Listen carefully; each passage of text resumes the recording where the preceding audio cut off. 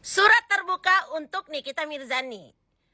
Bawa semua produk yang lu pakai untuk mengancam Dr. Reza Gladys. Sehingga lu Nikita Mirzani melakukan sebuah pemerasan itu. Bawa semua produk-produk yang lu pakai ngancem untuk dicairkannya duit yang lu peras.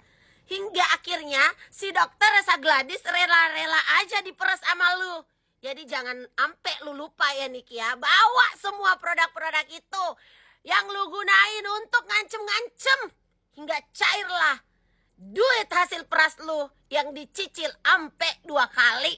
Jangan sampai lu gak bawa. Jadi ini surat terbuka ya. Buat lu Nikita Mirzani ya. Dan sekalian ya. Sebenarnya tuh ini putar dulu ujungnya buat isi kayak ala-ala insulin kan tuh. Menyala tuh lihat nih isinya ya. Menyala. Nanti caranya jadi gini nih. Jadi cek tuh kayak mirip sama yang udah ditarik dari BPOM sih.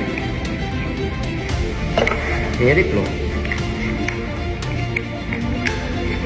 Mirip. Ya udahlah ya. Sorry, udah lupa kan nih. Soalnya tadi ada iklan yang lewat. See you, bye-bye. Surat terbuka ini untuk Nikita Mirzani. Semangat ya di pengadilan nanti. Nah, influencer ini ikut campur dalam konteks tertentu, maka itu Bapak Kepala BPOM Republik Indonesia ya, aku kasih tahu ke Bapak ya, dengerin bagus-bagus, jangan budek Pak telinganya ya. Jadi influencer itu nggak mungkin Pak ikut campur kalau selama ini BPOM benar-benar bekerja mengawasi. Sama kayak sekarang, cepat, sigap, langsung, satset.